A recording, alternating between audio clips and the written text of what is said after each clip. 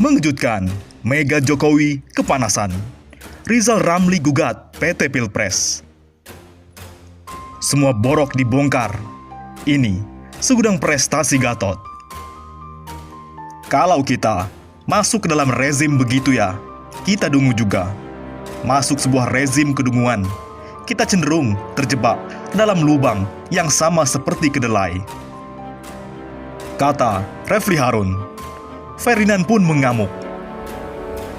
Ucapan Refli Harun seperti preman kampung dungu.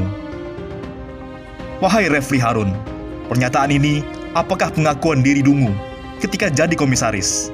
Jika iya, saya menjadi maklum kenapa Diksu kemudian dipecat. Karena memang dungu, ucapnya seperti dikutip dalam akun Twitternya, Jumat 4 September.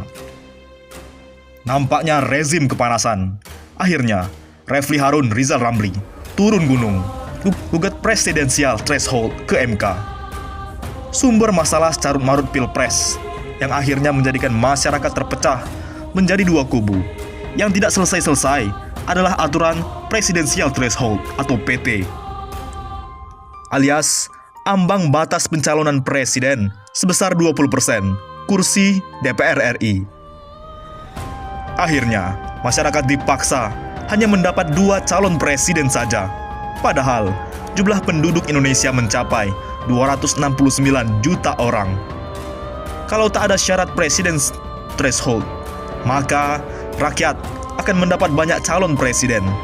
Semakin banyak calon, maka semakin baik hasilnya. Tak ayal, berbagai desakan untuk menghapus presidensial threshold terus berdatangan dari berbagai pihak. Mereka menilai aturan ini hanya merusak sistem. Kali ini, ekonom senior dan pakar hukum tata negara yang turun tangan langsung untuk menggugat ke Mahkamah Konstitusi MK. Beliau adalah Dr. Rizal Ramli dengan didampingi pakar hukum tata negara, Dr. Refli Harun. Pagi ini Jumat jam 10. Rizal Ramli menilai presidensial threshold merupakan basis dari demokrasi kriminal.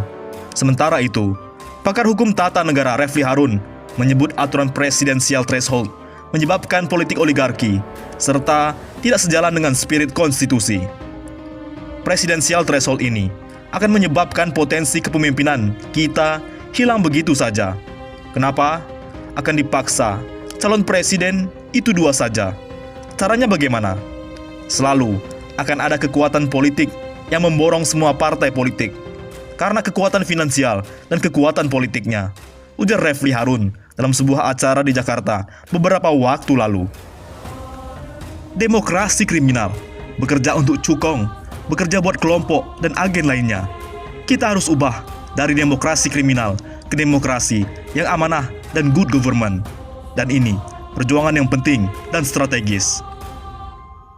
Threshold, kalau calon presiden 20%.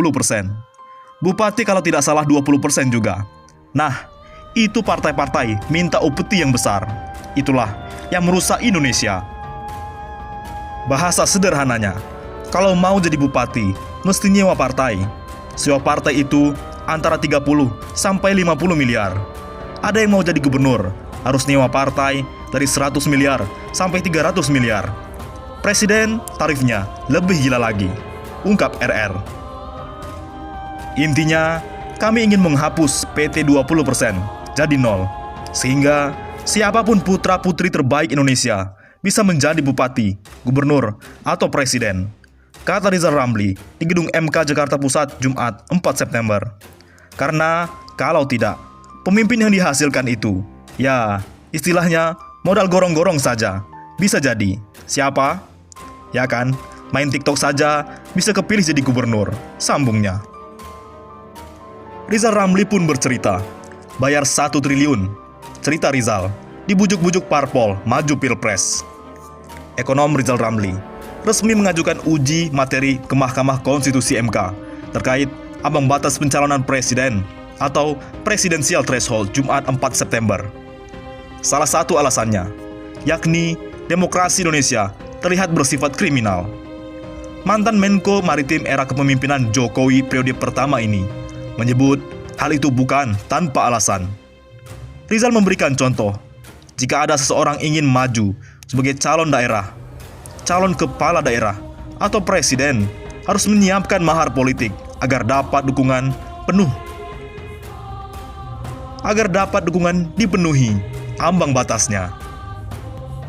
Ia curhat, pernah ditawari kasus serupa di mana partai politik meminta sejumlah mahar kepada dirinya jika mencalonkan diri menjadi presiden pada Pilpres 2009 silam. Saya 2009 pernah ditawarin, Mas Rizal, dari kriteria apapun lebih unggul dibandingkan dengan yang lain. Kata partai mau dukung. Tapi kita partai butuh uang untuk macam-macam. Satu partai memintanya 300 miliar. 3 partai itu 900 miliar, nyaris 1 triliun. Kata Rizal di gedung MK Jalan Merdeka, Jakarta Pusat, Jumat 4 September. Menurutnya, nominal tersebut terjadi pada 2009. Jika 2020, ini bisa jadi jumlahnya terus meningkat. Pada akhirnya, menurut Rizal, para calon yang tak bisa bayar mahar akan didanai para cukong. Cukongnya membantu buzzer influencer media. Apa yang terjadi? Begitu seseorang terpilih menjadi pejabat, bupati, gubernur, atau yang lebih tinggi, dia lupa cita-cita buat belain rakyat, tuturnya.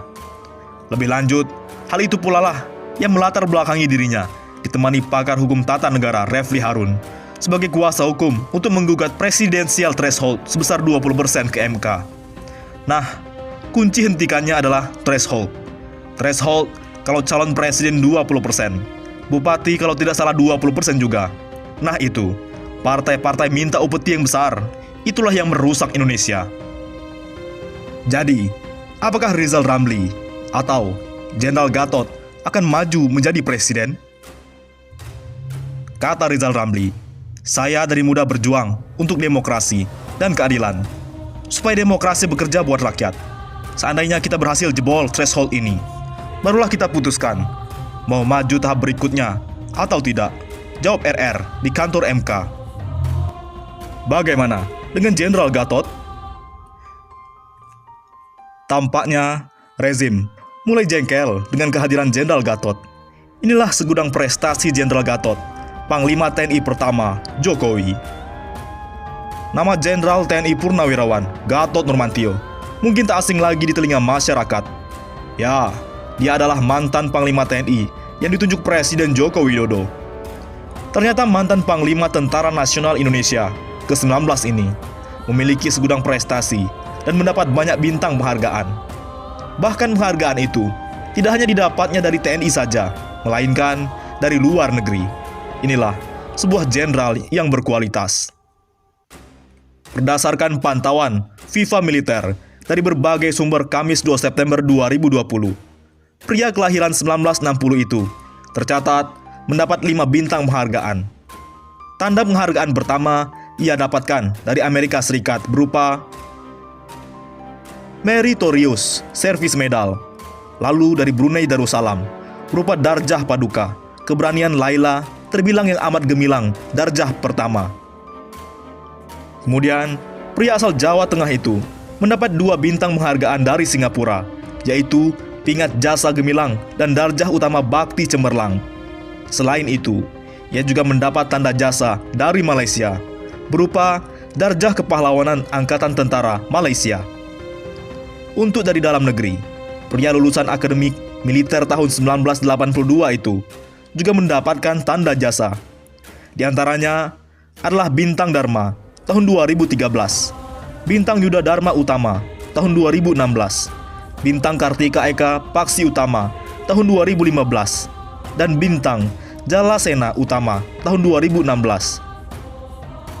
Selain tanda jasa atau penghargaan, Gatot berhasil meraih beberapa brevet seperti brevet Komando Kopassus, Wing Penerbang TNI AU, dan brevet Hiu Kencana.